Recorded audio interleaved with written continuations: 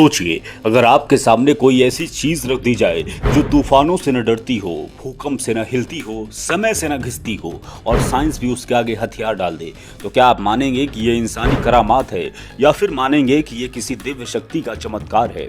आज हम बात करेंगे एक ऐसे अस्त्र की जो सिर्फ लोहे का टुकड़ा नहीं बल्कि शिव की जीवित शक्ति माना जाता है। उसका नाम है त्रिशूल और जगह है उज्जैन का महाकालेश्वर मंदिर।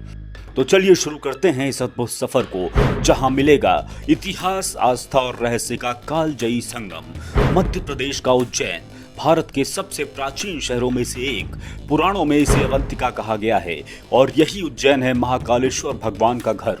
हर साल लाखों श्रद्धालु आते हैं महाकाल के दर्शन करने, लेकिन बहुत कम लोग सिर उठाकर ऊपर देखते हैं मंदिर की छत पर खड़े उस त्रिशूल को जो सदियों से जस का तस खड़ा है। कहते हैं ये साधारण त्रिशूल नहीं बल्कि जागृत त्रिशूल है, यानी ऐसा अस्त्र जिसमें खुद शिव की चेतना विद्यमान है। इतिहास गवाह है, कितने ही तूफान आए, कितनी ही बारिशें हुई, मंदिर की दीवारों में दरारें तक आईं, लेकिन ये त्रिशूल न कभी गिरा, न कभी जंग खाया, न कभी हिला। लोग कहते हैं इसमें कोई अदृश्य शक्ति बसी है, कुछ बोलते हैं कि ये स्पेशल मेटल से बना है, तो कुछ कहते हैं ये प्राचीन वास्तुकला का कमाल है। लेकिन सवाल ये उठता है, अगर ये सिर्फ आर्किटेक्चर है तो बाकी मंदिरों के त्रिशूल ऐसे क्यों नहीं? 2004 में एक इंजीनियरिंग टीम ने इस त्रिशूल की जांच की, एक्सरे स्कैन हुआ, मेटल डेंसिटी टेस्ट हुआ और माउंटिंग सिस्टम का एनालिसिस किया गया। रिपोर्ट चौंकाने वाली थी। त्रिशूल सीधे चट्टान पर जुड़ा हुआ है, ना कोई वेल्डिंग, ना स्क्रू, ना ही सीमेंटिंग। वैज्ञानिकों को भी मानना पड़ा कि इसका मैकेनिज्म उनकी समझ से बाहर है, मतलब ये इंसानी तकनीकी से कहीं ऊपर है। 1991 का एक किस्सा बताता हूँ आपको। उज्जैन में एक भयंकर तूफान आया था, हजारों पेड़ उखड़ गए थे, घर उजड़ गए थे, मंदिर की आउटर दीवारें तक दरक गई थी, लेकिन छत पर खड़ा त्रिशूल वैसा का वैसा ही था, 1 इंच भी नहीं हिला। लोग कहते हैं उस रात अगर महाकाल का त्रिशूल न होता तो मंदिर का अस्तित्व ही खतरे में पड़ जाता। मंदिर के पुजारियों के मुताबिक कभी कभी ये त्रिशूल अपने आप हिलने लगता है, ना हवा चलती है ना भूकंप आता है। ऐसे में कहा जाता है कि ये महाकाल की चेतावनी है, शिव किसी अनहोनी के संकेत देते हैं। अब 2018 का एक किस्सा सुनिए। एक व्लॉगर उज्जैन आया, उसने कैमरे पर स्टंट करने के लिए त्रिशूल को छूने की कोशिश की। पुजारियों ने लाख मना किया लेकिन उसने इग्नोर कर दिया। मीडिया रिपोर्ट्स हैं कि उसी रात उसे तेज बुखार चढ़ा 104 डिग्री, 3 दिन तक बड़बड़ाता रहा और फिर उसने कसम खाई कि दोबारा कभी कैमरा तक नहीं उठाएगा।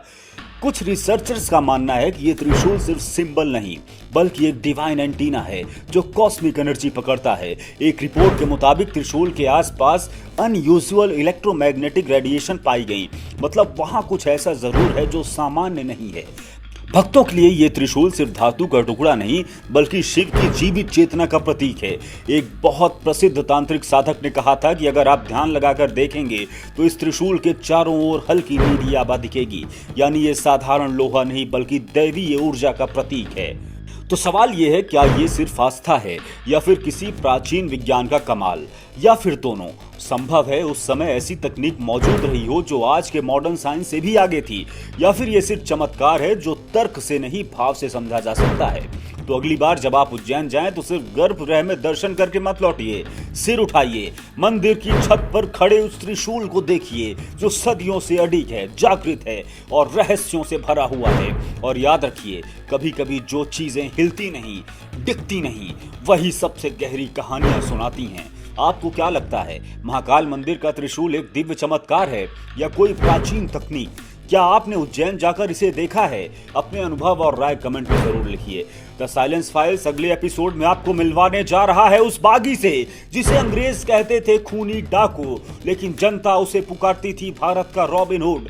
वो शख्स जो अमीरों से छीनकर गरीबों को बांट देता था, वो शख्स जिसकी हर गोली से अंग्रेजी अफसर कांपते थे, और वो शख्स जिसे पकड़ने के लिए पूरी ब्रिटिश आर्मी हाफ गई थी।